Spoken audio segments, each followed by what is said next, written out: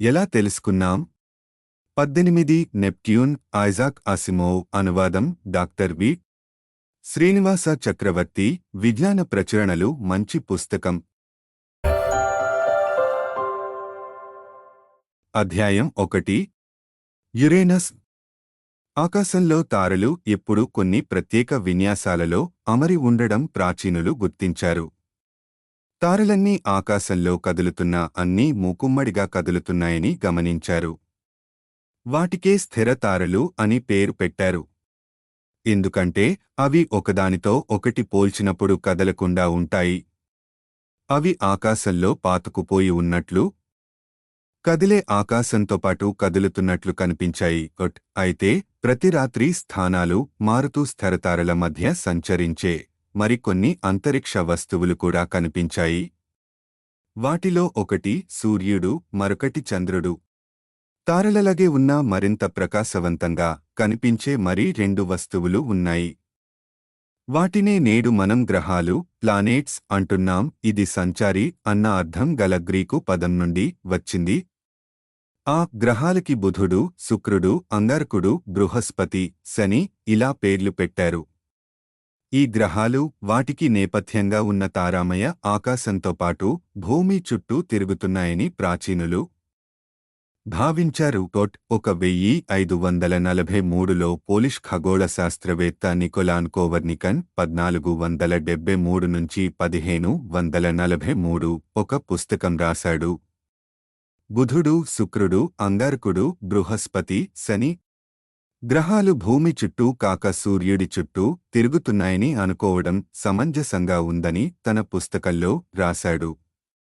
భూమి కూడా సూర్యుడి చుట్టూ తిరుగుతోందని, చంద్రుడు మాత్రం భూమి చుట్టూ తిరుగుతున్నాడని రాశాడు. క్రమేపీ ఖగోళ శాస్త్రవేత్తలు కోపర్నికస్ భావాలని స్వీకరించారు. సూర్యుడి చుట్టూ తిరిగే వస్తువులని మాత్రమే గ్రహాలని పిలవసాగారు. సూర్యుడి నుండి దూరాన్ని బట్టి గ్రహాలని వరుసగా బుధుడు, శుక్రుడు, అంగారకుడు, బృహస్పతి, శని అన్నారు. భూమి చుట్టూ తిరిగే చంద్రుడిని ఉపగ్రహం అన్నారు. ఈ అంతరిక్ష వస్తువులన్నిటినీ కలిపి సౌరమండలం, సోలర్ సిస్టమ్ అన్నారు. సోలార్ అనేది లాటిన్లో సూర్యుడు అన్న అర్థంగల పదం నుండి వచ్చింది. 1608లో దూరదర్శినిని కనుక్కున్నారు. కంటికి ప్రత్యక్షంగా కనిపించని వస్తువులని ఈ పరికరంతో చూడొచ్చు.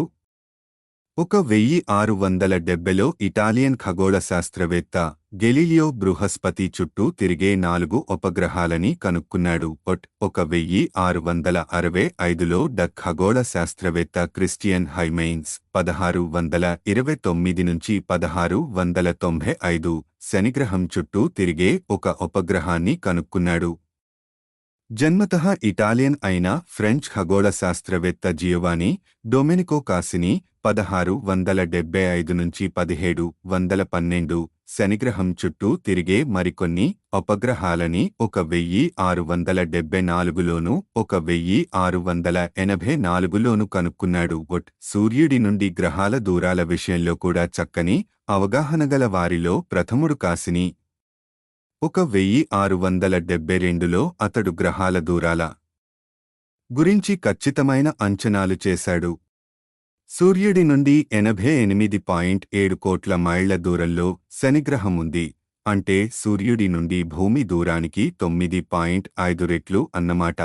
కాసినీ కాలంలోనే కాక ఆ తరువాత మరో శతాబ్దం వరకు కూడా మనిషికి తెలిసిన గ్రహాలలోకెల్లా అతి దూరమైనది శనిగ్రహమే. అంతకన్నా దూరంలో గ్రహాలు ఉండొచ్చు అన్న ఊహ కూడా ఖగోళ శాస్త్రవేత్తలకి ఉండేది కాదు. ఆపైన ఇంకా గ్రహాలు అంటూ ఉంటే అప్పటికే కనిపించేవి కదా అని వాళ్ల నమ్మకం. అంతవరకు తెలిసిన గ్రహాలన్నీ చక్కగా ప్రకాశిస్తున్నాయి, కంటికి స్పష్టంగా కనిపిస్తున్నాయి. ఇలాంటి పరిస్థితుల్లో హెర్షెల్ 1738 నుంచి 1822 అనే జర్మన్ సంగీత విద్వాంసుడు, ఇతడికి కాస్త సైన్సు పిచ్చి కూడా ఉందిలేండి, రంగప్రవేశం చేశాడు. ఇతడు హనోవర్ నగరంలో జన్మించాడు. ఆ రోజుల్లో హనోవర్ నగరం జర్మనీలోనే ఉన్న ఒక బ్రిటిష్ రాజు పరిపాలనలో ఉండేది. 1757లో ఇతడు గ్రేట్ బ్రిటన్కి వలస వెళ్లి అక్కడ బాత్ నగరంలో స్థిరపడి మంచి సంగీత విద్వాంసుడిగా బోధకుడిగా పేరు తెచ్చుకున్నాడు. వృత్తిరీత్యా విద్వాంసుడే అయినా హెర్షెల్కి ఖగోళశాస్త్రం అంటే అభిమానం ఉండేది. ఖగోళ శాస్త్రవేత్త అయి ఆకాశంలో నక్షత్రాలు మొదలైన అంతరిక్ష వస్తువులని అధ్యయనం చెయ్యాలని ఎప్పుడూ మనసులో ఉండేది. మంచి దూరదర్శినిని కొనడానికి తన స్తోమత సరిపోదు. చవకబారుది కొనడం వల్ల ప్రయోజనం లేదు. కాబట్టి తానే దూరదర్శినిని తయారు చేసుకోవాలని నిర్ణయించుకున్నాడు. కటకాలకి దర్పణాలకి మెరుగు పెట్టడంలో మంచి ప్రావీణ్యం సంపాదించాడు. ఇంట్లోనే దూరదర్శినుల నిర్మాణం మొదలుపెట్టాడు. ఆ రోజుల్లో ప్రపంచంలో అత్యుత్తమ దూరదర్శినుల నిర్మాతగా మంచి పేరు తెచ్చుకున్నాడు. ఒకరోజు ఒక మంచి దూరదర్శిని సహాయంతో ఆకాశంలో ప్రతి వస్తువుని పరీక్షగా చూస్తున్నాడు. అలా ఒక్కో వస్తువును పరిశీలిస్తుండగా మార్చి 13, 1781 నాడు ఒక చిన్న కాంతి చక్రం కనిపించింది. తారలు ఎప్పుడూ కాంతి బిందువుల్లా కనిపిస్తాయి, చక్రాల్లా కనిపించవు. కాబట్టి ఆ చిన్న చక్రం తార అయ్యే అవకాశం లేదు. అది తోకచుక్కేమో అనుకున్నాడు హెర్షెల్. హెర్షెల్ ఆ వస్తువును ఇంకా పరిశీలించాడు. దాని అంచులు తోకచుక్క అంచులా అలికినట్టు కాక పదునుగా ఉండడం చూశాడు. పైగా ఈ కొత్త వస్తువు తారల నేపథ్యంలో చాలా నెమ్మదిగా కదులుతోంది. సౌరమండలంలో ఒక వస్తువు ఎంత దూరంలో ఉంటే తారల నేపథ్యంలో దాని గమనం అంత మందకొడిగా ఉంటుంది. ఈ వస్తువు శనిగ్రహం కన్నా నెమ్మదిగా కదులుతోంది. కాబట్టి శనిగ్రహం కన్నా దూరంలో ఉందన్నమాట. తోకచుక్కలు అంత దూరం నుండి కనిపించవు. హెర్షెల్ ఒక కొత్త గ్రహాన్ని కనుక్కున్నానని అనుకున్నాడు. నాగరికత ఆరంభం నుండి ఆ గ్రహాన్ని మొట్టమొదట తానే కనుక్కున్నాడు. ఇది సూర్యుడి నుండి 177 కోట్ల మైళ్ల దూరంలో ఉంది. అంటే సూర్యుడి నుండి శనిగ్రహ దూరానికి 2 రెట్లు అన్నమాట. అంత దూరంలో ఉండడం వల్ల తక్కిన గ్రహాలన్నిటికన్నా దాని ప్రకాశం బలహీనంగా ఉంది. దీనికి తోడు దాని గతి నెమ్మదిగా ఉండడం వల్ల గతంలో ఖగోళ శాస్త్రవేత్తలు అది కనిపించినా అంతగా పట్టించుకుని ఉండరు. 1690లో జాన్ ప్లాంటీడ్ 1646 నుంచి 1719 అనే ఇంగ్లీష్ ఖగోళ శాస్త్రవేత్త ఈ సుదూరమైన గ్రహాన్ని చూశాడు. కాని తన నోట్సులో కేవలం దాని స్థానాన్ని నమోదు చేసుకున్నాడు. అది మరో తార అనుకుని అపోహపడ్డాడు. 1750లో ఫ్రెంచ్ ఖగోళ శాస్త్రవేత్త పియర్ చార్ల్స్ లెమోనియే 1675, 1757 దాన్ని 13 వేరు రోజుల్లో గమనించాడు. ప్రతి సందర్భంలోనూ దాని స్థానాన్ని నమోదు చేసుకున్నాడు. కాని ప్రతిసారీ అది ఒక కొత్త తార అనే అనుకున్నాడు. హెర్షెల్ తయారుచేసిన ఉత్తమమైన దూరదర్శిని, శ్రద్ధతో కూడిన అతడి పని తీరు వీటి సహాయంతో సమస్య పరిష్కారం అయ్యింది. అది నిజంగా కొత్త గ్రహమేనని తేలింది. హెర్షెల్ దానికి అప్పుడు గ్రేట్ బ్రిటన్ రాజైన జార్జి 3 గౌరవార్థం జోర్జియం సైడస్ జార్జి తార అని పేరు పెడదామని అనుకున్నాడు. కొంతమంది బ్రిటిష్ ఖగోళ శాస్త్రవేత్తలు దానికి హెర్షెల్ పేరు పెడదామని అనుకున్నారు. జర్మన్ ఖగోళ శాస్త్రవేత్త యోహాన్ ఎలెట్ బోడే మాత్రం పురాణాల, ఇతిహాసాల పాత్రల పేర్లు పెట్టాలని సూచించాడు. ఖగోళ శాస్త్రవేత్తలు అందరూ దీనికి ఒప్పుకున్నారు. అంగారక గ్రహం మొదలుకుని దాని ఆవల ఉన్న గ్రహానికి అంగారకుడి తండ్రి అయిన బృహస్పతి పేరు పెట్టారు. ఇంకా అవతల ఉన్న గ్రహానికి బృహస్పతి తండ్రి అయిన శని పేరు పెట్టారు. ఈ కొత్త గ్రహానికి శని తండ్రి అయిన యురేనస్ పేరు పెట్టాలని బోడే అనే శాస్త్రవేత్త సూచించాడు. ఆ పేరే అందరూ ఆమోదించారు. యురేనస్ చుట్టూ పరిభ్రమించే 2 ఉపగ్రహాలని 1787లో హెర్షెల్ కనుక్కున్నాడు. వాటికి టైటానియా, ఓబెరాన్ అన్న పేర్లు పెట్టాడు. యురేనస్ని గుర్తించిన కొందరు ఖగోళ శాస్త్రవేత్తలు కూడా ఉన్నారు. సూర్యుడి చుట్టూ యురేనస్ తిరిగే కక్ష్య గురించి క్షుణ్ణంగా తెలుసుకున్నారు. 1687లో ఇంగ్లీష్ శాస్త్రవేత్త ఐసాక్ న్యూటన్ 1642 1727 తన గురుత్వాకర్షణ సిద్ధాంతాన్ని రూపొందించాడు. విశ్వంలో ఏ రెండు వస్తువుల మధ్యనైనా ఒక విధమైన ఆకర్షణ ఉంటుందని, ఆ ఆకర్షణ వస్తువుల ద్రవ్యరాశి మీద, వాటి మధ్య దూరం మీద ఆధారపడి ఉంటుందని ఈ సిద్ధాంతం చెబుతుంది. మన సౌరమండలంలో అత్యంత భారమైన వస్తువు సూర్యుడు. కాబట్టి సూర్యుడి గురుత్వాకర్షణ బట్టి యురేనస్ కక్ష్యని లెక్కించవచ్చు. కాని బృహస్పతి, శని గ్రహాలు కూడా చాలా పెద్ద శాల్తీలే. కొన్నిసార్లు ఈ గ్రహాలు సూర్యుడు కన్నా యురేనస్కి చాలా దగ్గరగా వచ్చి యురేనస్ కక్ష్యమీద కాస్తంత ప్రభావం చూపిస్తాయి. కాబట్టి సూర్యుడు, బృహస్పతి, శనిగ్రహాల ఉమ్మడి ప్రభావాన్ని బట్టి యురేనస్ కక్ష్యని ఖచ్చితంగా అంచనా వేయచ్చని ఖగోళ శాస్త్రవేత్తలు ఆశించారు. అంటే ఆ గ్రహం ఆకాశంలో ఏ రోజు ఏ తార వద్ద కొలువు ఉంటుందో ఖచ్చితంగా నిర్ణయించగలరన్నమాట. 1821లో ఫ్రెంచ్ ఖగోళ శాస్త్రవేత్త అలెక్సిస్ బువార్ 1767 యురేనస్ని క్షుణ్ణంగా పరిశీలించసాగాడు. యురేనస్ని కనుగొన్న నాటి నుండి దాని గురించి చేసిన పరిశీలనలన్నిటినీ సమీకరించి ఆకాశంలో దాని గతిని ఖచ్చితంగా రచించాడు. యురేనస్ కక్ష్య ఖచ్చితంగా అనుకున్న తీరులో లేదని గుర్తించాడు బూవార్. 1821లో యురేనస్ వాస్తవ స్థానానికి, ఆశించిన స్థానానికి మధ్య వ్యత్యాసం కనిపించింది. ఇక్కడి నుంచి చంద్రుడిని చూస్తున్నప్పుడు కనిపించే చంద్రుడి వ్యాసంలో 15వ వంతు ఉందా వ్యత్యాసం. అది పెద్ద తేడా ఏం కాదే అనిపించవచ్చు. కాని ఆ కాస్త తేడా చాలు ఖగోళ శాస్త్రవేత్తల గుండెల్లో గుబులు పుట్టించడానికి. న్యూటన్ గురుత్వాకర్షణ సిద్ధాంతంలో ఏదైనా లోపం ఉందా? పోనీ యురేనస్ కక్ష్యని వివరించగలిగేట్లుగా న్యూటన్ సిద్ధాంతాన్ని కాస్తంత సవరిస్తే. కాని ఖగోళ శాస్త్రవేత్తలకి ఆ పద్ధతి రుచించలేదు. ఎందుకంటే బృహస్పతి, శనిగ్రహాల కక్ష్యలు న్యూటన్ సిద్ధాంతంతో ఖచ్చితంగా సరిపోతున్నాయి. యురేనస్ కక్ష్యకి సరిపోయేట్లుగా న్యూటన్ సిద్ధాంతాన్ని సవరిస్తే బృహస్పతి, శనిగ్రహాల కక్ష్యలతో న్యూటన్ సిద్ధాంతం సరిపోదు. బహుశా బృహస్పతి, శనిగ్రహాల ద్రవ్యరాశులు ఖగోళ శాస్త్రవేత్తలు అనుకున్నట్లుగా లేవేమో. లేకపోతే వాటికి యురేనస్కి మధ్య దూరాల అంచనాలలో దోషం ఉందేమో. ఆ కారణాల వల్ల యురేనస్ మీద బృహస్పతి, శనిగ్రహాల ఆకర్షణ అనుకున్న దానికన్నా కాస్త ఎక్కువో తక్కువో ఉండొచ్చు. ఆకర్షణలో ఆ తేడాని ఉపయోగించుకుని కక్ష్యలో తేడాని వివరించవచ్చేమో. కాని ఖగోళ శాస్త్రవేత్తలు బృహస్పతి, శనిగ్రహాల ద్రవ్యరాశులని, దూరాలని ఎంత ఖచ్చితంగా లెక్కించినా యురేనన్ విడ్డూరమైన గమనాన్ని వివరించడానికి వీల్లేకపోయింది. ఇలాంటి పరిస్థితుల్లో ఇక ఖగోళ శాస్త్రవేత్తలకి మరొక్క మార్గం మిగిలింది. వాళ్లు పూర్తిగా విస్మరించిన మరో గురుత్వాకర్షణ మిగిలి పోయిందేమో. యురేనస్ మీద చెప్పుకోదగ్గ ప్రభావాన్ని చూపాలంటే అదేదో పెద్ద గ్రహమే అయ్యుండాలి.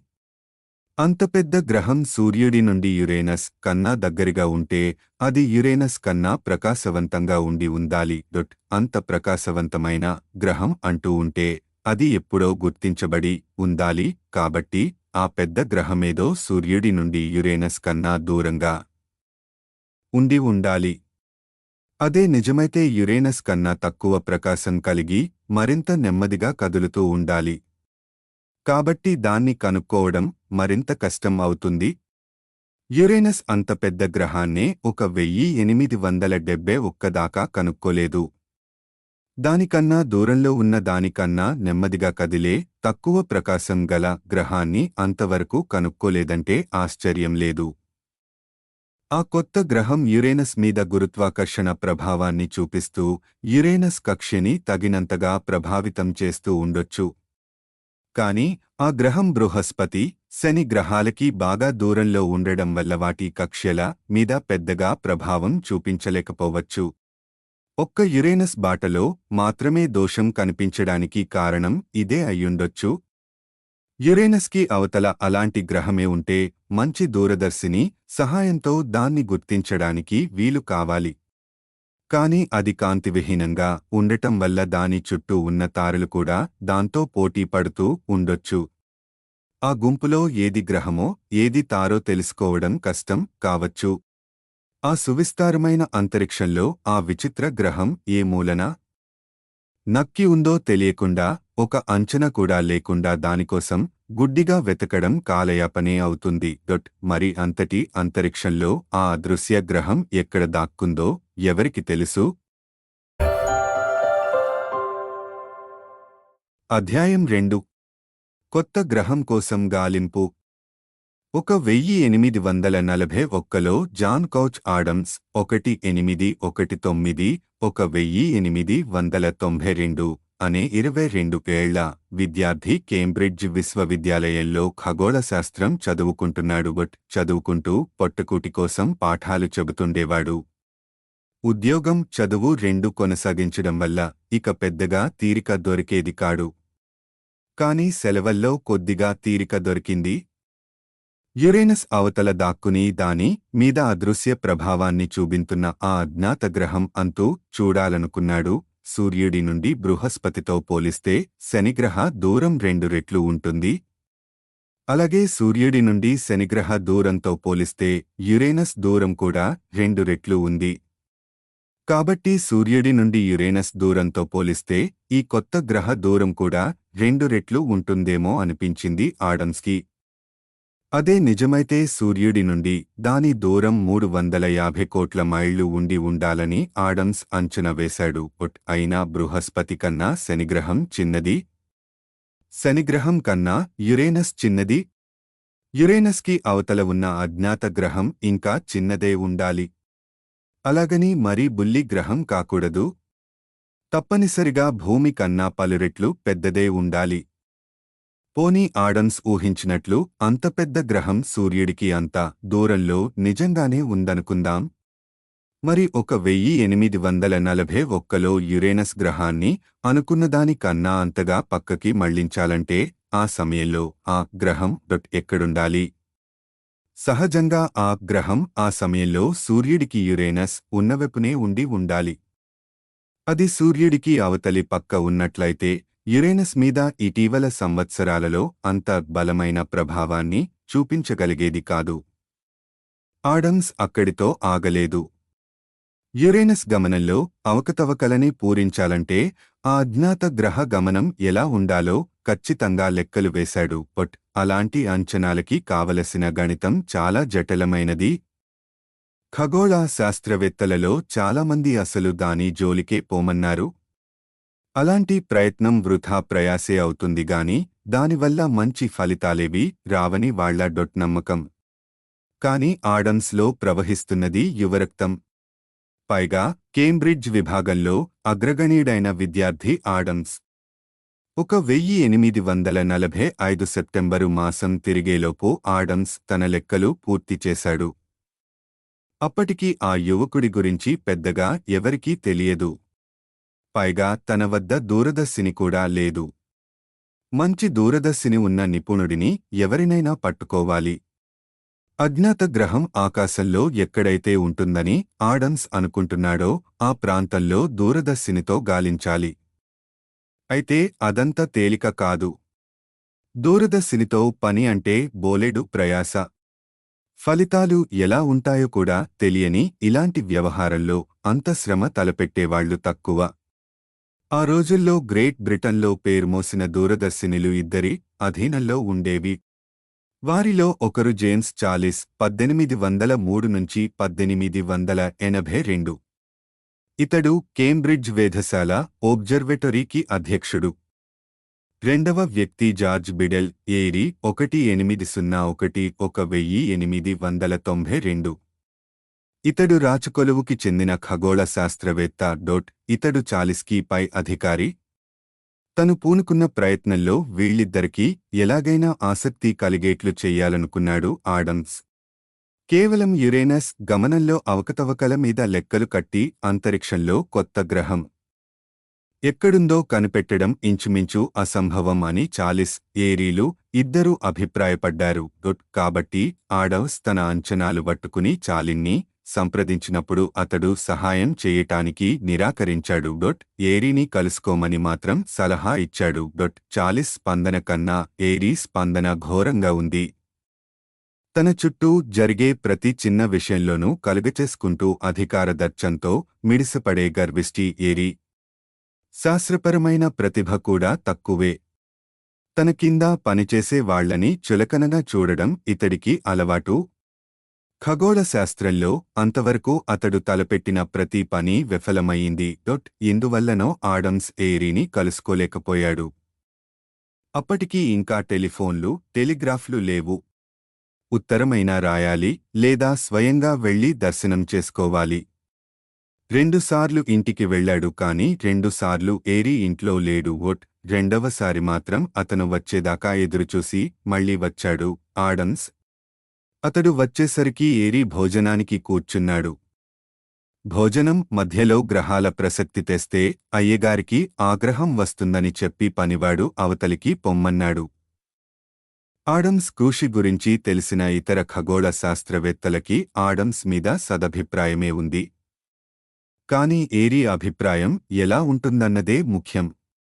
చివరికి ఆడమ్స్ లెక్కల భాగోతం ఏరీ చెవిన పడింది.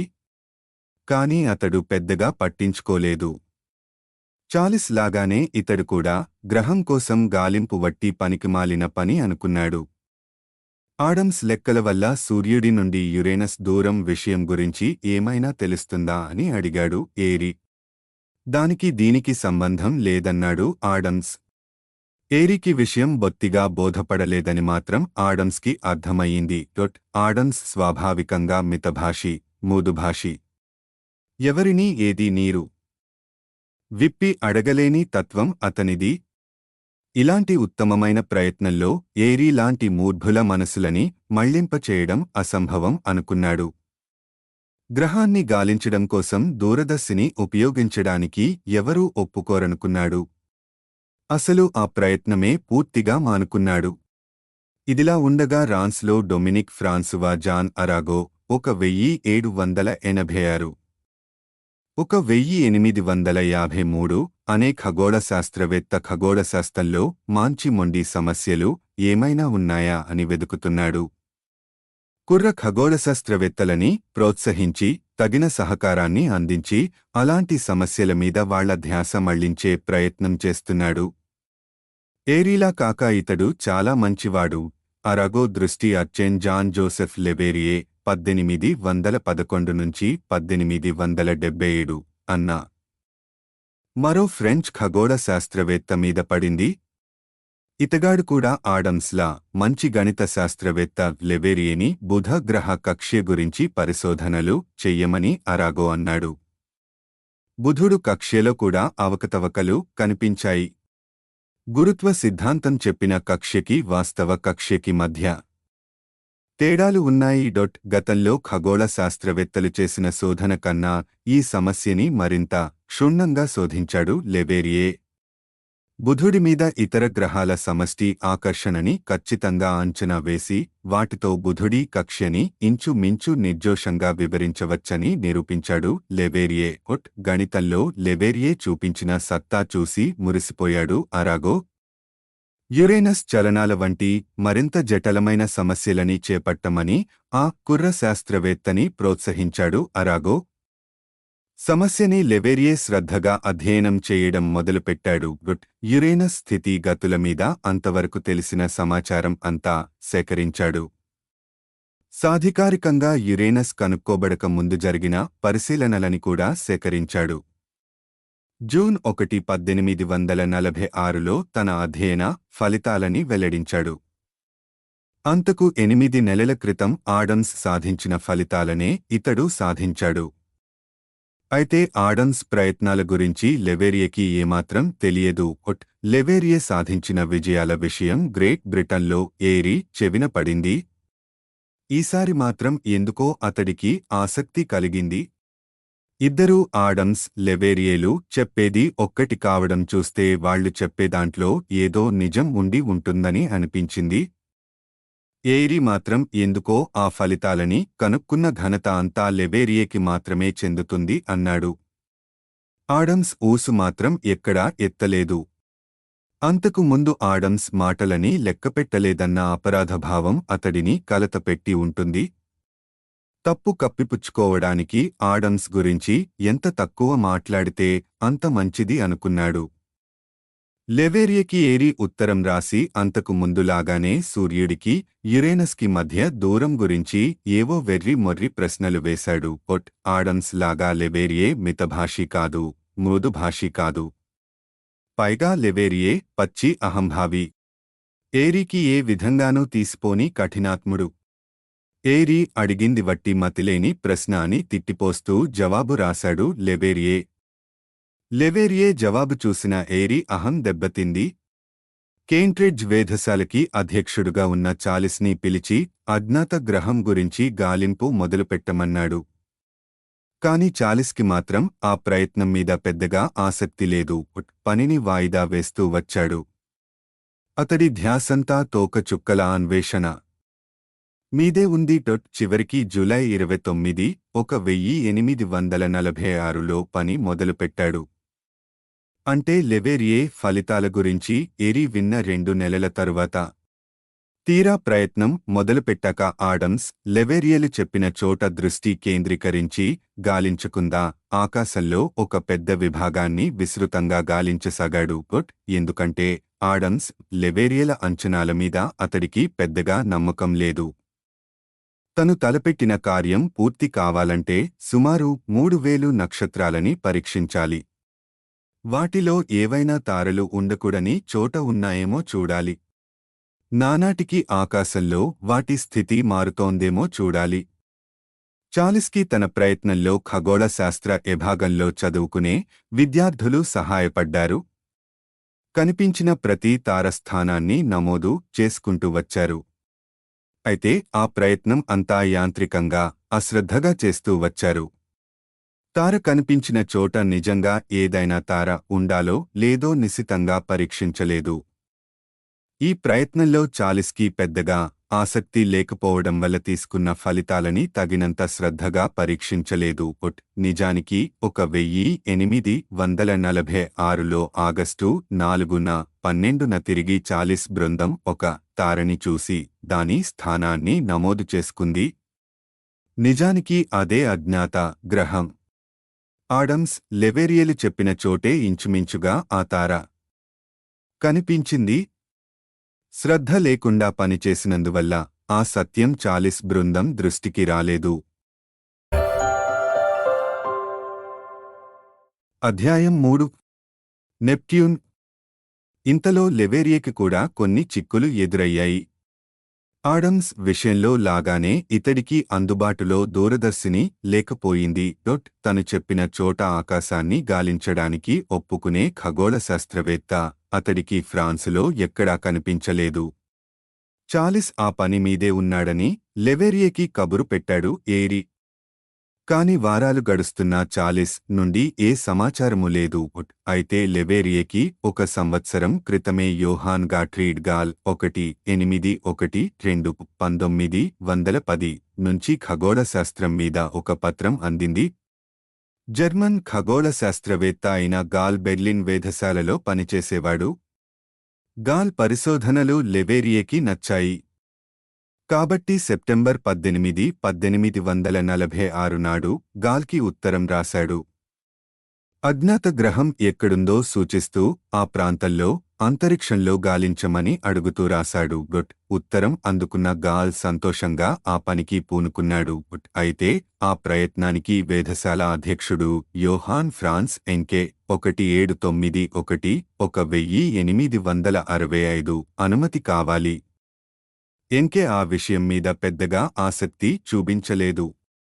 కాలయాపన తప్ప అందువల్ల ఒరిగేదేమీ ఉండదని అతడి అభిప్రాయం. అదే సమయంలో హైనిక్ లుడ్విగ్ దారే 1822-1875 అనే ఒక కుర్ర పీజీ విద్యార్థి గాల్ జట్టు చేరాడు. అనుకోకుండా ఆ రోజు ఎన్కే పుట్టినరోజు అయ్యింది. అంటే ఆ రోజు వేధశాలలో ఉండడని అర్థం. అంటే దూరదర్శినిని వాడడని తాత్పర్యం.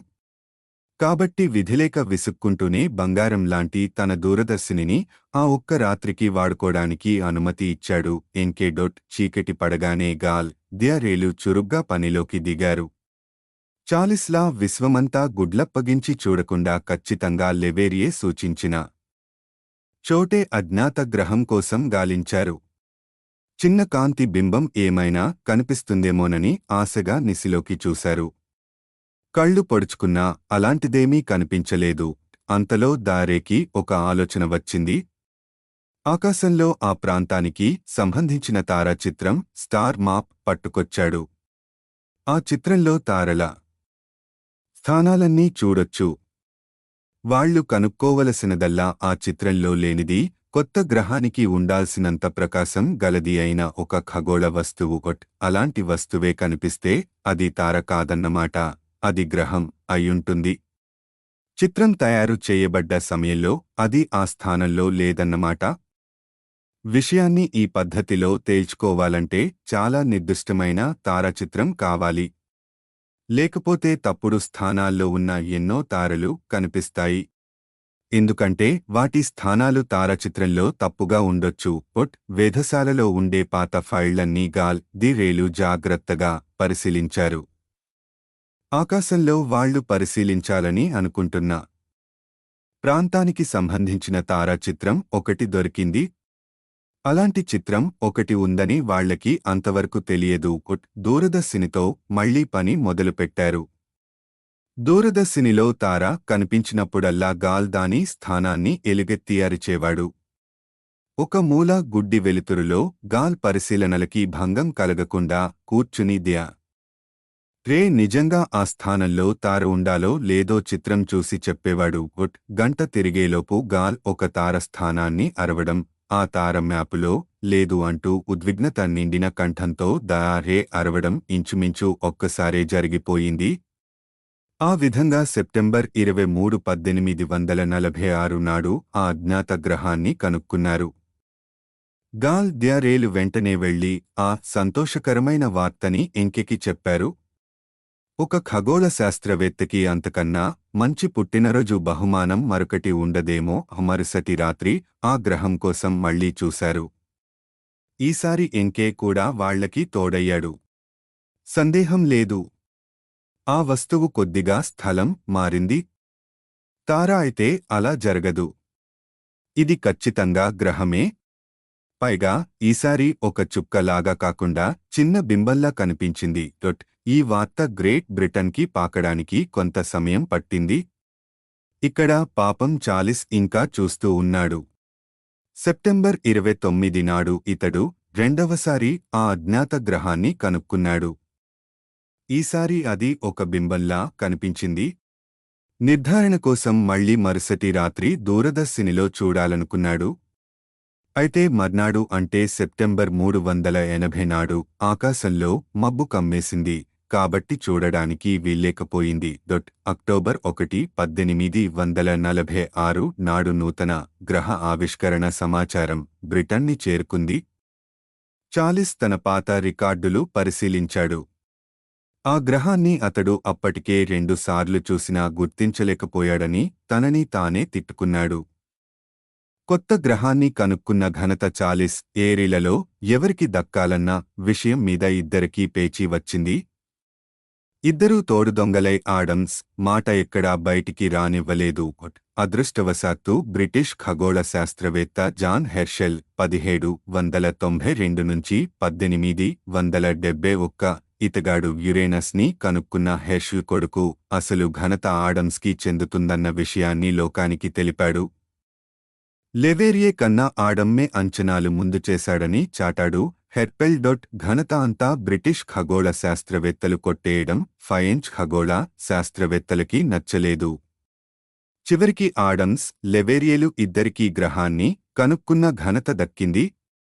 ఇద్దరూ నూతన గ్రహ ఆవిష్కారకులుగా అందరూ సమ్మతించారు. ఏరీ, చాలిస్లు మాత్రం వాళ్లు ప్రదర్శించిన మూర్ధత్వానికి, ఆడమ్స్కి చేసిన అన్యాయానికి తీవ్ర విమర్శకి గురయ్యారు.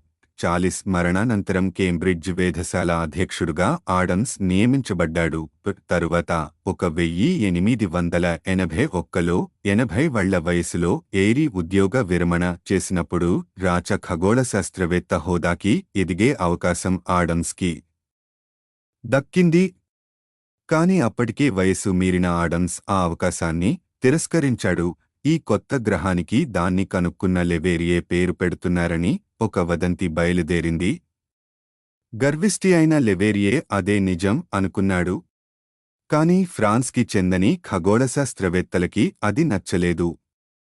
నీలా హరిత వజ్రాలు కలిసినట్లు ఉండే ఆ గ్రహానికి రోమన్ సముద్ర దేవత నెప్ట్యూన్ పేరు పెట్టారు. నిజానికి ఆ పేరుని మొదట సూచించింది లెవేరియనే. ఆడమ్స్, లెవేరియేలు ఇద్దరికీ నెప్ట్యూన్ విషయంలో ఉన్న నమ్మకాల్లో ఒక్కటి మాత్రం తప్పని తేలింది.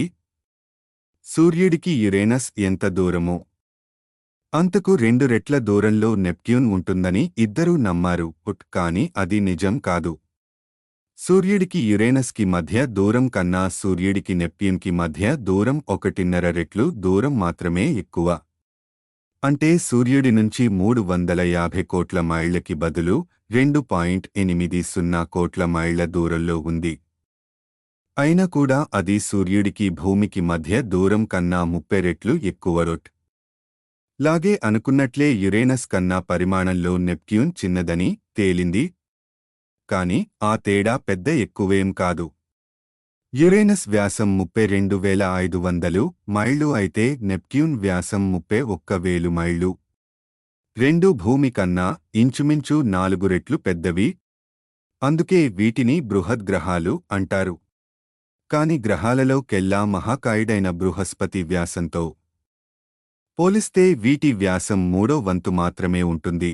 నెప్ట్యూన్ సూర్యుడికి అంత దూరంలో ఉంటుంది కాబట్టి సూర్యుడి గురుత్వం బలహీనంగా ఉండేటంత దూరంలో నెమ్మదిగా కదులుతుంటుంది కాబట్టి ఒకసారి సూర్యుడి చుట్టూ ప్రదక్షిణ చెయ్యడానికి దానికి చాలా సమయం పడుతుంది. సూర్యుడి చుట్టూ ఒక చుట్టు వేయడానికి నెప్ట్యూన్కి 164.8 ఏళ్లు పడుతుంది. నిజానికి నెప్ట్యూన్ కనుక్కున్న నాటి నుండి ఇప్పటివరకు ఒక్క చుట్టు కూడా పూర్తి కాలేదు. దాన్ని మొదట ఎక్కడైతే కనుక్కున్నారో ఆ ప్రదేశానికి తిరిగి వచ్చేసరికి 2011 వచ్చేస్తుంది. నెప్ట్యూన్ మీద నించోడానికి వీలవుతుందని అనుకుంటే సూర్యుడి కేసి చూసినప్పుడు సూర్యుడు ఒక చిన్న కాంతి బిందువులా కనిపిస్తాడు. కాంతి గోళంలా కనిపించాలంటే దూరదర్శినితో చూడాల్సిందే. అయితే అక్కడి నుంచి కూడా ఆకాశంలో కనిపించే అత్యంత ప్రకాశవంతమైన వస్తువు సూర్యుడే అవుతుంది. ఇక్కడ నిండు చందమామకి ఉండే ప్రకాశానికి అక్కడ సూర్యకాంతి 450 రెట్లు ఉంటుంది. అంతేకాక ఆ తేజం అంతా ఒక్క బిందువులో కేంద్రీకృతమై ఉంటుంది. అందుకే అక్కడ సూర్యుడి కేసి సూటిగా చూడడం ప్రమాదకరం. దానివల్ల కన్ను దెబ్బతినే అవకాశం ఉంది. యురేనస్ విషయంలో లాగానే అదొక కొత్త గ్రహం అని తెలియక ముందే నెప్ట్యూన్ని ఖగోళ శాస్త్రవేత్తలు గుర్తించారు. మే 8, 1795 నాడు ఫ్రెంచ్ ఖగోళ శాస్త్రవేత్త జోసెఫ్ జెరోమీ ద లలాంద్ 1732 ఒక తారని గుర్తించాడు. దాని స్థానాన్ని నమోదు చేసుకున్నాడు. 2 రోజుల తరువాత మళ్లీ చూస్తే తారస్థానం మారిపోయింది. మొదటిసారి పొరబాటు జరిగిందేమో అనుకుని రెండవసారి రాసుకున్న సమాచారాన్ని మాత్రమే దాచుకున్నాడు. నిజానికి అతడు పొరబాటు చెయ్యలేదు. ఆ తార నిజంగానే కదిలింది. నెప్ట్యూన్ని కనుక్కున్నాక లలాంద్ రికార్డులు పరీక్షించారు. తనకి తెలియకుండానే నెప్ట్యూన్ని చూశాడని తేలింది. అసలు గెలీలియో కూడా తన పాతకాలపు టెలిస్కోపుతో నెప్ట్యూన్ని చూసే ఉండొచ్చు. అప్పటికి లేని ఒక కొత్త తారని అతడు నమోదు చేసుకున్నాడు. ఆ తారని అతడు చూసిన ప్రాంతంలో ఆ కాలంలో నెప్ట్యూన్ ఉండేది. అధ్యాయం 4 నెప్ట్యూన్ పరిసరాల్లో నెప్ట్యూన్ని కనుక్కున్నాక ఖగోళ శాస్త్రవేత్తలు దాన్ని మరింత శ్రద్ధగా పరీక్షించసాగారు. నెప్ట్యూన్ని కనుక్కున్న సంవత్సరం అంటే 1846 కల్లా భూమికి ఒక ఉపగ్రహం ఉందని, బృహస్పతికి 4 ఉన్నాయని, శనికి 7 ఉన్నాయని, యురేనస్కి 2 ఉన్నాయని తెలిసింది. మొత్తం 14. వీటిలో 6 పెద్ద ఉపగ్రహాలు, మన చంద్రుడు అంత పెద్దవి. అవి చంద్రుడ్ము బృహస్పతి చుట్టూ తిరిగే 4 ఉపగ్రహాలు. అవి అయో, యూరోపా, గానిమీడ్, కాలిస్టమో శని ఉపగ్రహాల్లోకెల్లా అతి పెద్దదైన టైటన్. అప్పటి వరకు తెలిసిన 3 బృహద్గ్రహాలకి, బృహస్పతి, శని, యురేనస్లకి ఉపగ్రహాలు ఉన్నాయి. కాబట్టి నెప్ట్యూన్కి కూడా ఉపగ్రహాలు ఉన్నాయా అన్న ప్రశ్న బయలుదేరింది. అయితే నెప్ట్యూన్ అంత దూరంలో ఉంది కాబట్టి దాని ఉపగ్రహాలు కంటికి కనిపించనంత చిన్నవై ఉంటాయని అనిపించింది.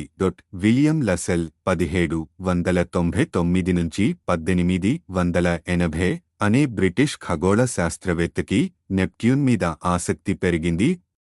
ఆడమ్స్ లెక్కల గురించి అతడు విన్నాడు. వాటిని ఏరీ పట్టించుకోకపోయినా లసెల్ని ఆ లెక్కలు ఆకట్టుకున్నాయి. అతడి వద్ద సొంతంగా చేసుకున్న ఒక మంచి దూరదర్శిని ఉంది. దాన్ని ఉపయోగించి గ్రహాన్వేషణలో పడేవాడేగాని సరిగ్గా అదే సమయంలో పాదం బెణికి మంచం పట్టాడు.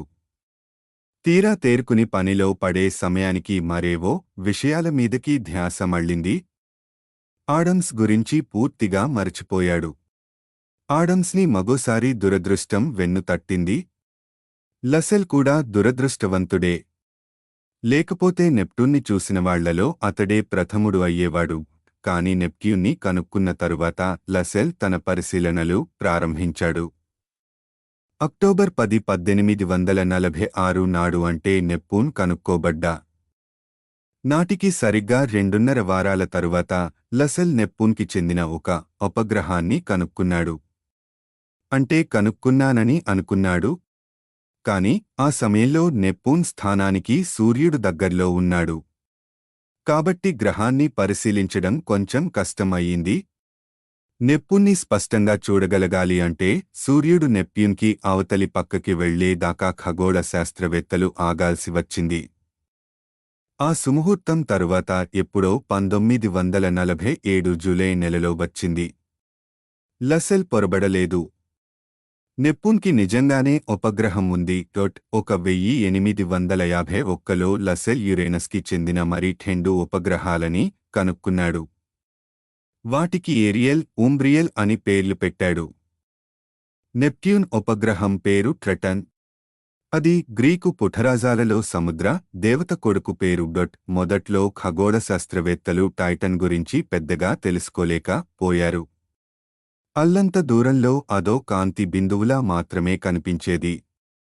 దాని పరిమాణం తెలుసుకోవాలంటే ఒక చిన్న గోళంలా కనిపించేలా దాని దృశ్యాన్ని పెంచాలి.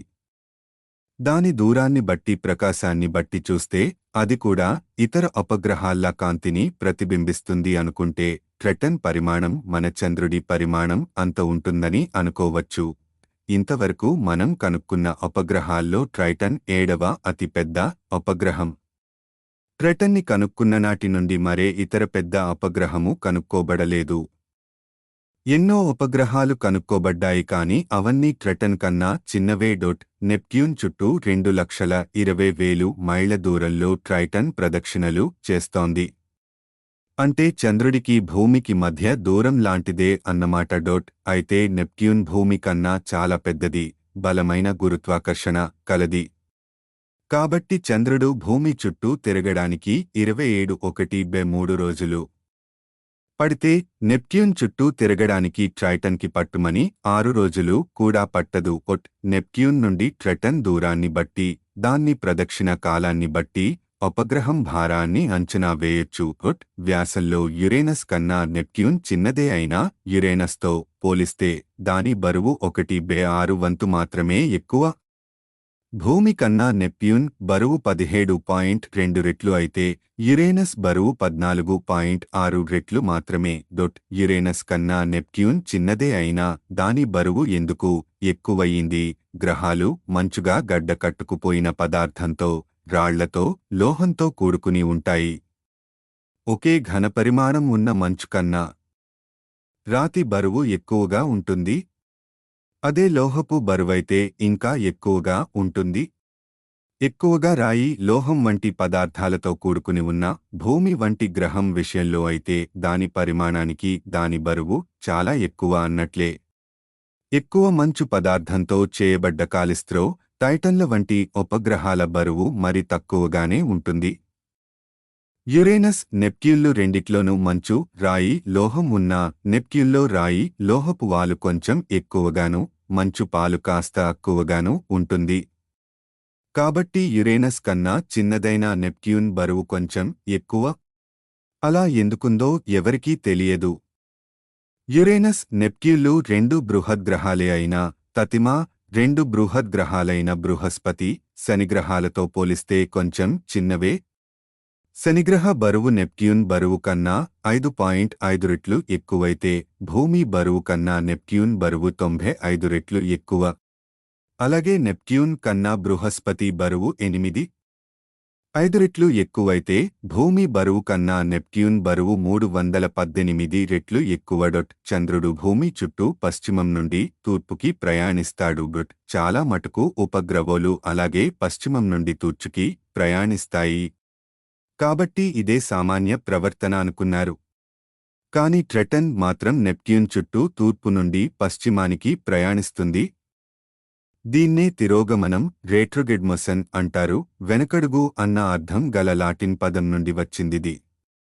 నెప్ట్యూన్ చుట్టూ వ్యతిరేక దిశలో ట్రెటన్ ఎందుకు తిరుగుతోందో ఎవరికీ తెలియదు.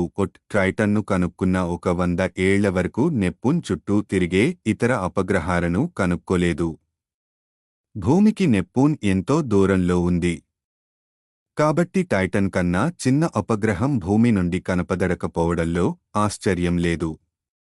ఇలా ఉండగా 1940లలో జెరార్డ్ పీటర్ కూపర్ 1905-1973 అనే డచ్-అమెరికన్ ఖగోళ శాస్త్రవేత్త సుదూర గ్రహాలని అధ్యయనం చేస్తున్నాడు.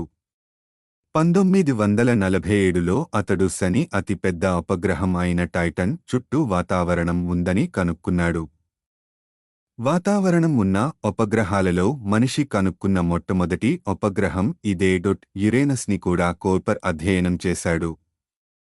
అప్పటికే మనకి తెలిసి ఆ గ్రహం చుట్టూ 4 ఉపగ్రహాలు ఉన్నాయి. 2 హెర్షెల్ కనుక్కున్నవి, మరి 2 లసెల్ కనుక్కున్నవి. ఇవేవి అంత పెద్ద ఉపగ్రహాలు కావు. వాటన్నిటిలోకి అతి పెద్దదైన టైటానియా వ్యాసం 990 మైళ్లు ఉంటుంది. అంటే చంద్రుడి వ్యాసంలో సగం అన్నమాట. యురేనస్ 5వ ఉపగ్రహాన్ని 1948లో కోయిరూర్ కనుక్కున్నాడు. తక్కిన 4 ఉపగ్రహాల కన్నా ఇది మరింత చిన్నది. యురేనస్కి మరింత దగ్గరైనది. దాని వ్యాసం 300 మైళ్లు మాత్రమే. కూపర్ దీనికి మిరాండా అని పేరు పెట్టాడు.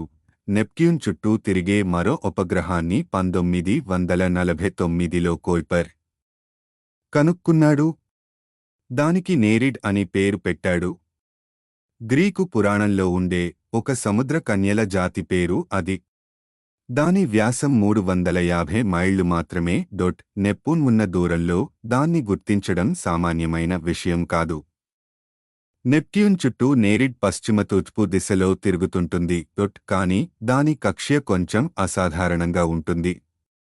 చాలా మటుకు ఉపగ్రహాల కక్ష్యలు వృత్తాకారంలో ఉంటాయి. కాని నేరిడ్ కక్ష్య సాగదీసిన వృత్తం అంటే దీర్ఘవృత్తాకారంలో ఉంటుంది. ఒక కొసలో నెప్ట్యూన్కి బాగా దగ్గరగా వచ్చి అవతలి కొసలో బాగా దూరంగా పోతుంది. నెప్ట్యూన్ నుండి నేరిడ్ సగటు దూరం 35 లక్షల మైళ్లు. కాని కక్ష్యలో ఒక కొసలో నెప్ట్యూన్ నుండి 61,000 మైళ్ల దూరానికి వస్తే అవతలి కొసలో ఇంచుమించు 95 లక్షల మైళ్ల దూరానికి పోతుంది. నెప్ట్యూన్ చుట్టూ ఒక ప్రదక్షిణ చెయ్యడానికి నేరిడ్కి 360 రోజులు పడుతుంది. నేరిడ్ విచిత్రమైన కక్ష్యని అర్థం చేసుకోవడానికి ఖగోళ శాస్త్రవేత్తలు కొంత ఊహాగానం చేశారు. గతంలో ఎప్పుడో దారి తప్పి అంతరిక్షంలో కొట్టుకుపోతున్న ఏ గ్రహశకలమో నెప్ట్యూన్కి మరీ దగ్గరగా వచ్చి ఉంటుంది. తన బలమైన గురుత్వ జాలంతో నెప్ట్యూన్ దాన్ని చటుక్కున పట్టుకుని ఉంటుంది. 1977లో సుదూర గ్రహాల గురించి మరో ఆశ్చర్యకరమైన విషయం బయటపడింది. ఆ ఏడాది మార్చి 10న యురేనస్ ఒక తారకి అద్దుగా వస్తోంది. అది చాలా ముఖ్యమైన సంఘటన. ఎందుకంటే యురేనస్ తారకి అద్దుగా వస్తున్నప్పుడు యురేనస్ వాతావరణంలోంచి తారాకాంతి ప్రవేశించి భూమిని చేరుకుంటుంది. మళ్లీ యురేనస్ తారని దాటిపోతున్నప్పుడు కూడా దాని వాతావరణంలోంచి తారాకాంతి ప్రసరిస్తుంది. అలాంటి దశలో యురేనస్ వాతావరణం గురించి సమాచారాన్ని రాబట్టవచ్చు. ఈ మహత్తర దృశ్యాన్ని ఖగోళ శాస్త్రవేత్తలు గాల్లో చాలా ఎత్తున ఎగిరే విమానం నుండి మన వాతావరణం అద్దుపడడం వల్ల ఫలితాలు పాడవకుండా దర్శించాలని అనుకున్నారు. యురేనస్ తారకి అడ్డుగా జరుగుతున్న సమయంలో తార 9 సార్లు మినుకు మినుకు మంది. అలాగే యురేనస్ తారకి అద్దు తొలగే సమయంలో కూడా మళ్లీ తార 9 సార్లు మినుకు మినుకు మంది. దాన్ని బట్టి యురేనస్ చుట్టూ 9 వలయాలు ఉన్నట్లు తెలుస్తోంది. ఈ వలయాలే 9 సార్లు తారాకాంతికి అద్దుపడ్డాయి. అంతవరకు వలయాలు ఉన్న గ్రహం ఒక శనిగ్రహం మాత్రమే అనుకున్నారు. శని వలయాలు విశాలమైనవి, విరాజమానమైనవి.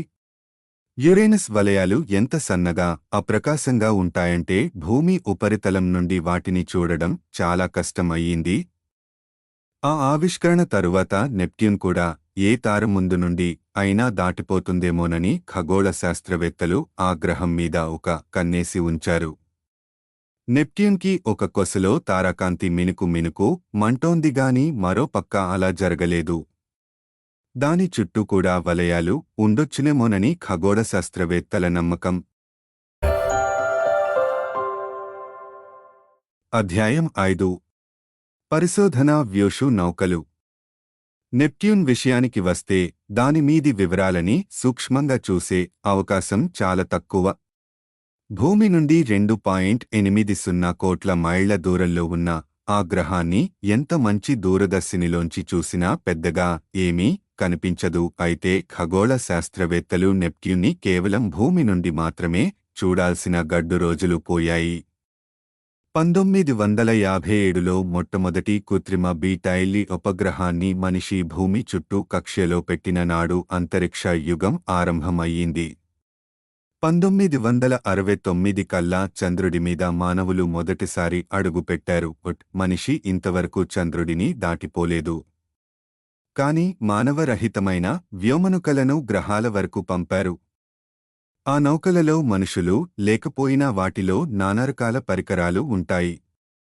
అవి వాటికవే ఫోటోలు తీసి రకరకాల కొలతలు తీసుకుని భూమికి ఆ సమాచారాన్ని పంపిస్తాయి. ఈ 1960లలో శుక్ర, అంగారక గ్రహాలని ఇలాంటి పరిశోధనా నౌకలు సమీపించాయి. తరువాత కొన్ని నౌకలు ఆ గ్రహాల మీద పాదం మోపాయి కూడా. ఒక నౌక బుధుడు గ్రహాన్ని దగ్గరి నుండి ఫోటోలు తీసింది. 1986లో ఒక నౌక భూమిని సమీపించిన హేలీ తోకచుక్కని కూడా దగ్గరి నుండి పరిశీలించింది. 1970లలో పంపించిన నౌకలు అంగారకుని దాటి బృహద్ గ్రహాల దిక్కుగా పయనమయ్యాయి. బృహస్పతిని దాటిపోయిన మొట్టమొదటి నౌకలు పయనీర్ 10, పయనీర్ 11. ఈ నౌకలు ఆ బృహద్ గ్రహాన్ని, దాని చుట్టూ ఉన్న ఉపగ్రహాలని పరిశీలించాయి. ఆ తరువాత మరి 2 నౌకలు వాయేజర్ 1, వాయేజర్ 2లను పంపించారు. ఇప్పటిదాకా పంపించిన నౌకలలో కెల్లా అత్యంత విజయవంతమైన పరిశోధన నౌక వాయేజర్ 2. వాయేజర్ 2 బృహస్పతి, శనిలని వాయేజర్ 1 లాగా ఫోటోలు తీయడమే కాదు, ఆ గ్రహాలని దాటి యురేనస్, నెప్ట్యూన్లని కూడా నమీవించి వాటి 1 ఫోటోలు తీసి ఇతర కొలతలు తీనుకుని భూమికి పంపించింది. 1977లో పంపించిన వాయేజర్ 2 9 ఏళ్ల యాత్రకి అంతంలో, అంటే జనవరి 1986 నెలలో యురేనస్ సమీపానికి చేరింది. యురేనస్ మీద సూర్యకాంతి భూమి మీద కాంతిలో 1/3868 వంతు మాత్రమే ఉంటుంది. కాని యురేనస్ని, దాని ఉపగ్రహాలని ఫోటోలు తీయడానికి ఆపాటి కాంతి చాలు.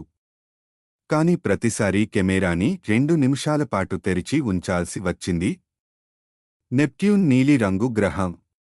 దాని వాతావరణం చెప్పలేనంత ప్రశాంతంగా ఉంటుంది. అయితే ఇందులో పెద్ద ఆశ్చర్యం ఏం లేదు. బృహస్పతి వాతావరణం అల్లకల్లోలంగా ఉంటుంది. ఎందుకంటే అది సూర్యుడికి చాలా దగ్గరగా ఉంది. సూర్యుడి వేడిమి వాతావరణంలో ప్రవేశించి అలజడి పుట్టిస్తుంది. దాని ఉపరితలం మీద ఉధృతమైన వాయువులు వీస్తూ మేఘమేఖలలు తయారవుతాయి. బృహస్పతి ముఖం మీద రగిలే కుంకుమ బొట్టు లాంటి ఒక పెద్ద ఎర్రని బొట్టు కనిపిస్తుంది. అదో పెద్ద గాలి దుమారం. అందులో మన భూమి మొత్తం పట్టేస్తుంది. బృహస్పతిని చేరే వేడిమితో పోలిస్తే అందులో 3/4 మాత్రమే శనిని చేరుతుంది. ఎందుకంటే బృహస్పతి కన్నా శనిగ్రహం సూర్యుడికి ఇంకా దూరంలో ఉంది. దానిమీద చారలు కూడా బృహస్పతి మీద చారలంత స్పష్టంగా ఉండవు. పైగా దాని వాతావరణం బృహస్పతి వాతావరణం అంత అల్లకల్లోలంగానూ ఉండదు. బృహస్పతిని చేరే వేడిమిలో 13/1 మాత్రమే యురేనస్ని చేరుతుంది. కాబట్టి యురేనస్ వాతావరణం ప్రశాంతంగా ఉంటుంది. యురేనస్ సమీపం నుండి వాయేజర్ 2 ప్రయాణించినప్పుడు ఆ గ్రహం గురించి కొంత ముఖ్యమైన సమాచారం అందింది. యురేనస్ తన అక్షం చుట్టూ 17:30 గంటలకి ఒకసారి ఆత్మప్రదక్షిణ చేసుకుంటుంది. ఈ ఆత్మభ్రమణ కాలాన్ని ముందుగానే ఉజ్జాయింపుగా అంచనా వేశారు. యురేనస్ చుట్టూ ఉండే సన్నని వలయాల ఫోటోలను వాయేజర్ 2 తీసింది. అయితే 9 వలయాలు కాక 10 వలయాలు ఉన్నాయి. యురేనస్ ఉపగ్రహాలు కూడా చాలా అప్రకాశమైన పదార్థాలతో కూడుకుని ఉన్నట్లు తెలిసింది. అంటే భూమి నుండి అంత ప్రకాశంగా కనిపిస్తున్నాయంటే అవి అనుకున్న దానికన్నా పెద్దవే ఉండి ఉండాలి. వాటి ఉపరితలాలు కూడా విడ్డూరంగా అసాధారణంగా ఉన్నాయి. ముఖ్యంగా మిరాండా విషయంలో అది అక్షరాలా నిజం. దాని ఉపరితలం అంతా వంకరటింకరగా ఉంటుంది. ఆ ఉపగ్రహం తొలి దశల్లో ఏవో బలమైన అభిఘాతాలు తగిలి ఉపగ్రహం అంతా ముక్కలు ముక్కలే ఆ ముక్కలన్నీ తిరిగి కూర్చబడినట్లు ఉంటుందని ఖగోళ శాస్త్రవేత్తల ఊహ. యురేనస్ని దాటి వాయేజర్ 2 ఆగస్టు 1989లో నెప్ట్యూన్ని సమీపించింది. నెప్ట్యూన్లో కొట్టొచ్చినట్లు కనిపించే లక్షణం దాని నీలివర్ణం. అయితే దీని నీలం యురేనస్ కన్నా చిక్కని నీలం. నెప్ట్యూన్ మొదలైన బృహద్ గ్రహాల ఉపరితలం ఘనరూపంలో ఉండదు. నిజానికి బయటి నుండి మనకి కనిపించేది దట్టమైన వాతావరణానికి పైపొర. బృహద్ గ్రహాలన్నిటిలోనూ ముఖ్యంగా హైడ్రోజన్, హీలియం మొదలైన సరళమైన వాయువులే ఉంటాయి. ఈ వాయువులకి రంగు ఉండదు. కాని ఆ వాయువులకి చిన్న చిన్న మోతాదుల్లో కలిసిన ఇతర వాయువుల వల్ల వాతావరణానికి రంగు వస్తుంది. బృహస్పతి వాతావరణంలో ఇతర ఎన్నో రకాల వాయువులు ఉన్నాయి. అవన్నీ ఏమిటో ఇప్పటికీ మనకి ఖచ్చితంగా తెలియదు. గోధుమ, నారింజ, పసుపు, తెలుపు వన్నెల మిశ్రమం కనిపిస్తుంది. బృహస్పతి మీద నిరంతరం చెలరేగే వాయుదుమారం కూడా ఎర్రగా ఉంటుంది. అదే బృహత్తర అరుణ బింబం. సూర్యుడికి ఇంకా దూరంలో ఉన్న శనిగ్రహం బృహస్పతి కన్నా చల్లగా ఉంటుంది. దాని వాతావరణంలో పై పొరలలో ఉండే రంగుదేలిన పదార్థం చాలా మటుకు గడ్డ కట్టుకుపోయి ఉంటుంది. అందుకే బృహస్పతితో పోలిస్తే శనిగ్రహం కొంచెం వెలవెలబోయినట్లు ఉంటుంది. ఎక్కువగా పచ్చ, తెలుపు రంగులే దాని ఉపరితలం మీద తాఠాడుతుంటాయి. ఇక యురేనస్, నెప్ట్యూన్ల విషయం తీసుకుంటే బృహస్పతి, శనిగ్రహాల ఉపరితలాలకి రంగులద్దే పదార్థం అంతా గడ్డ కట్టుకుపోయి ఉంటుంది. దాని వాతావరణంలో ముఖ్యంగా 3 వాయువులే కనిపిస్తాయి. ఈ గ్రహాల అతి శీతల పరిస్థితులలో కూడా ఈ వాయువులు వాయురూపంలోనే ఉంటాయి. అవి హైడ్రోజన్, హీలియం, మీథేన్ వాయువులు. మీథేన్ అణువులో ఒక కార్బన్ పరమాణువు, 4 హైడ్రోజన్ పరమాణువులు ఉంటాయి. భూమి మీద సహజవాయువులో మీథేన్ ఉంటుంది. భూమి మీద మీథేన్ స్వల్ప మోతాదులో ఉంటుంది కాబట్టి దాని రంగు ఉండదు. కాని అధిక మోతాదులో హీలియం, హైడ్రోజన్ వాయువులతో కలిసినప్పుడు దానికి నీలి రంగు అబ్బుతుంది. యురేనస్, నెప్ట్యూన్లకి నీలి రంగు హంగుని ఇచ్చేది ఇదే. యురేనస్, నెప్ట్యూన్ల మధ్య ఒక ముఖ్యమైన వ్యత్యాసం ఉంది. యురేనస్ చాలా ప్రశాంతమైన గ్రహం. బృహస్పతి శనిగ్రహాలతో పోలిస్తే యురేనస్కి చాలా తక్కువ వేడిమి అందుతుంది. కాబట్టి యురేనస్ ప్రశాంతంగా ఉండడం సహజమే. ఆ విధంగా చూస్తే యురేనస్ కన్నా నెప్ట్యూన్ మరింత ప్రశాంతంగా ఉండాలని ఖగోళ శాస్త్రవేత్తలు ఆశించారు. ఎందుకంటే యురేనస్కి అందే సూర్యతాపంలో నెప్ట్యూన్కి అందే వేడి 2/5 వంతు మాత్రమే ఉంటుంది. కాని వాస్తవానికి నెప్ట్యూన్ చాలా చురుకైన గ్రహం అని తేలింది. దాని వాతావరణపు పై పొరలలో ప్రచండ వాయువులు గంటకి 1500 మైళ్ల వేగంతో చెలరేగుతుంటాయి. బృహస్పతి మీద వాయువులు వీటి ముందు పిల్లెతెమ్మెరలు. కాని నెప్ట్యూన్ కన్నా బృహస్పతికి అందే సూర్యతాపం 20 రెట్లు ఎక్కువ. మరి నెప్ట్యూన్ మీద చెలరేగే వాయువులకి శక్తి ఎక్కడి నుండి వస్తోంది? సూర్యుడి నుండి వచ్చే శక్తి కన్నా నెప్ట్యూన్కి దాని అంతరాళాలలోంచి తన్నుకొచ్చే శక్తి 2.7 రెట్లు ఎక్కువని తరువాత తేలింది. నెప్ట్యూన్ అంతరంగ వేడిమి అంత ఎక్కువగా ఎందుకుందో ఇప్పటికీ ఎవరికీ తెలియదు. అంతకన్నా ఆశ్చర్యకరమైన విషయం ఏమిటంటే నెప్ట్యూన్ మీద కూడా ఒక పెద్ద గాలి దుమారం ఉంది. అది బృహస్పతి మీది బృహత్తర అరుణ బింబం లాగానే ఉంటుంది.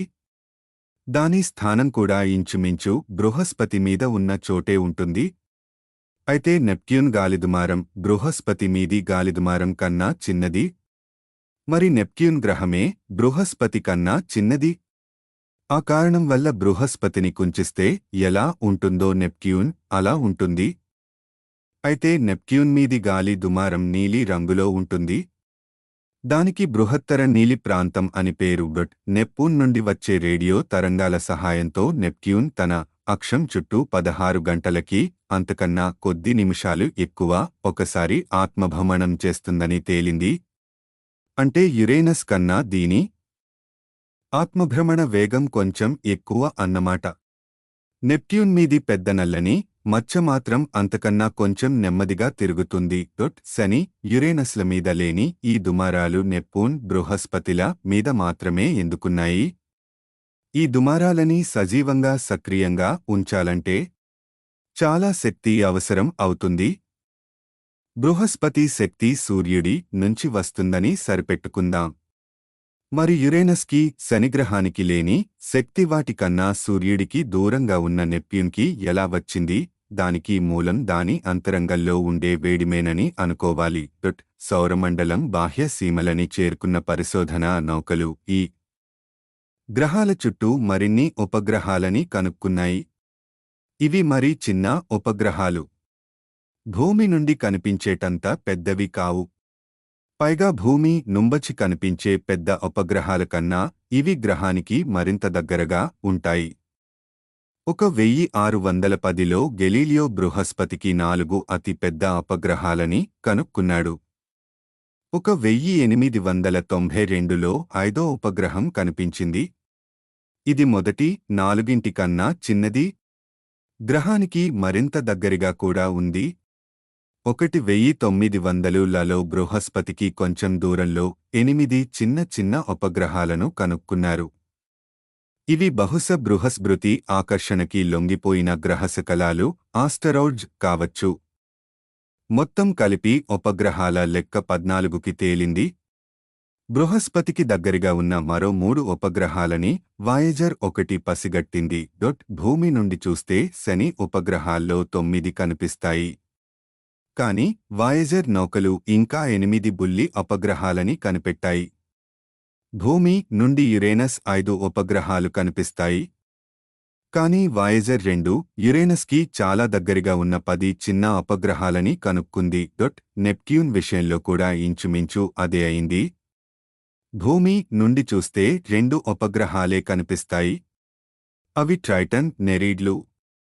కాని నెప్ట్యూన్కి అతి దగ్గరగా 6 చిన్న ఉపగ్రహాలని వాయేజర్ 2 గుర్తించింది. అంటే పరిశోధనా నౌకలని పంపించక ముందు సౌరమండలంలో మొత్తం 33 ఉపగ్రహాలే ఉన్నాయని అనుకునేవారు ఖగోళ శాస్త్రవేత్తలు. ప్రస్తుతం మనకి 60 తెలుసు. కాని వాటిలో కొత్తవన్నీ మరీ చిన్నవి.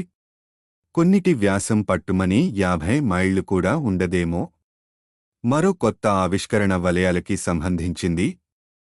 2 వాయేజర్లు బృహస్పతిని దాటిపోతున్నప్పుడు ఆ బృహద్గ్రహం చుట్టూ పరిభ్రమిస్తున్న ఒక సన్నని ధూళి వలయాన్ని గుర్తించాయి. భూమి నుండి చూసినప్పుడు ఆ వలయం ఎప్పుడూ కనిపించలేదు. యురేనస్ చుట్టూ కూడా వలయాలను వాయేజర్ 2 చూసింది. నెప్ట్యూన్ చుట్టూ కూడా వలయాలు ఉంటాయని ఖగోళ శాస్త్రవేత్తలు నమ్మసాగారు.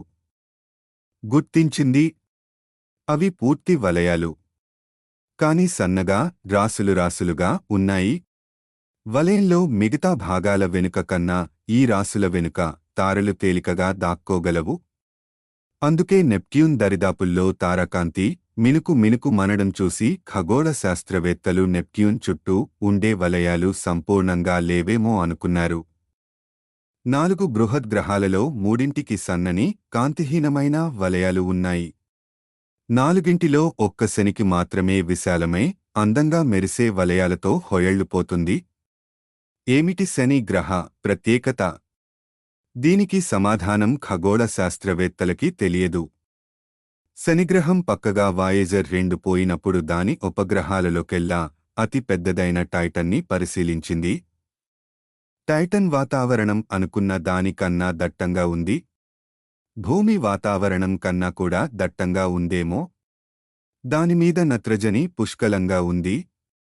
పృథ్వీ వాతావరణంలో కూడా హైడ్రోజనే సమృద్ధిగా దొరుకుతుంది. అంతేకాక టైటన్ వాతావరణంలో హెచ్చు మోతాదులో మీథేన్ వాయువు కనిపించింది. ఎండకాంతిలో ఈ వాయువు చిన్న బొట్లుగా ద్రవీకరిస్తుంది. ఆ బొట్ల మాటున దాగి టైటన్ ఘనమైన ఉపరితలం మరుగుపడిపోయింది. అది తెలిసిన ఖగోళ శాస్త్రవేత్తలకి ఆశాభంగమే అయింది. నెప్ట్యూన్ ఉపగ్రహాల్లో అతి పెద్దదైన ట్రెటన్ కూడా టైటన్ని పోలి ఉంటుందని అనుకున్నారు ఖగోళ శాస్త్రవేత్తలు. కాని వాయేజర్ 2 ట్రైటన్ దగ్గరగా పోయినప్పుడు అది అనుకున్నదానికన్నా చిన్నదని తెలిసింది. టైటన్ గురుత్వం కన్నా దీని గురుత్వం బలహీనమైనది. కాబట్టి భూమి వాతావరణంతో పోలిస్తే దీని వాతావరణం 1/60,000 వంతు పలుచగా ఉంటుంది. దాని ఘనమైన ఉపరితలాన్ని స్పష్టంగా చూడడానికి వీలయ్యింది. దాని పలుచని వాతావరణం మీథేన్, నత్రజనులతో నిండి ఉంది. ఉపరితలం అంతా ఘనీభవించిన మీథేన్, నత్రజనులతో కప్పబడి ఉంది. ఎందుకంటే ట్రెటన్ ఒక అతి శీతల ప్రపంచం. దాని ఉపరితలం ఉష్ణోగ్రత 370 డిగ్రీల ఫారెన్హీట్ 223 డిగ్రీల సెల్సియస్ వద్ద ఉంటుంది. మంచుతో కప్పియున్న దాని ఉపరితలం సూర్యకాంతిని బాగా ప్రతిబింబిస్తుంది. అందుకే భూమి నుండి చూసినప్పుడు ప్రకాశవంతంగా కనిపిస్తుంది. నల్ల రాతి ఉపరితలం ఉన్నట్లయితే అంత ప్రకాశవంతంగా కనిపించదు. ఉపరితలం అంతా నల్లగా ఉంటుందని ఊహించుకుని మరి దూరం నుండి అంత ప్రకాశవంతంగా కనిపిస్తోంది కాబట్టి టైటన్ మన చంద్రుడు అంత పరిమాణం గలదే ఉంటుందేమో అనుకున్నారు ఖగోళ శాస్త్రవేత్తలు. కాని ఉపరితలం మెరుస్తోంది కాబట్టి ఉపగ్రహం అనుకున్నదానికన్నా చిన్నదిగా ఉండి ఉంటుంది. నిజానికి ట్రెటన్ వ్యాసం 1700 మైళ్ళే. సౌరమండలంలో ఉన్న అన్ని ఉపగ్రహాలతో పోలిస్తే అది అంత చిన్నదేం కాదుగాని నెప్ట్యూన్ ఉపగ్రహాలలోకెల్లా అదే చిన్నది. పోలిక కోసం చెప్పాలంటే మన చంద్రుడి వ్యాసం 160 మైళ్ళు. ట్రైటన్ చల్లగానే ఉన్నా దాని ఉపరితలం కింద కొంత వెచ్చదనం ఉంటుంది. ఆ వెచ్చదనం వల్ల అడుగున ఉన్న నత్రజని వాయురూపంలో ఉంటుంది. అక్కడ భూగర్భంలో పూడుకుపోయిన ఘన నత్రజని అప్పుడప్పుడు మంచుతో నిర్మించిన అగ్నిపర్వతాలుగా పిక్కటిల్లుతూ ఉంటోంది. ఆ పేలుళ్ల వల ట్రైటన్ చల్లగానే ఉన్నా దాని ఉపరితలం కింద కొంత వెచ్చదనం ఉంటుంది. ఆ వెచ్చదనం వల్ల అడుగున ఉన్న నత్రజని వాయురూపంలో ఉంటుంది. అక్కడ భూగర్భంలో పూడుకుపోయిన ఘన నత్రజని అప్పుడప్పుడు మంచుతో నిర్మించిన అగ్నిపర్వతాలుగా పిక్కటిల్లుతూ ఉంటోంది. ఆ పేలుళ్ల వల్ల పెద్ద అగాధాలు, కొండలు ఏర్పడుతుంటాయి. ఇవన్నీ ప్రత్యక్షంగా చూసిన వాయేజర్ 2 ద్వారా తెలిసాయి. అది చాలదన్నట్లు అంతరిక్షంలోకి వాయేజర్ 2 ఇంకా లోతుగా చొచ్చుకు పోయింది. కొన్ని కోట్ల సంవత్సరాల పాటు రోదసిలో అలా కొట్టుకుపోతూ ఉంటుంది. మనకి తెలిసినంతవరకు అది ఇక ఏ ఇతర అంతరిక్ష వస్తువుని సమీపించదు. సమీపించినా ఆ సమాచారాన్ని మనకి చేరవేసే శక్తి అందులో లేదు. కాని 12 ఏళ్లుగా అద్భుతమైన విజయాలు సాధించిన ఆ నౌకారాజానికి విజ్ఞాన ప్రపంచం ఎప్పుడూ రుణపడి ఉంటుంది.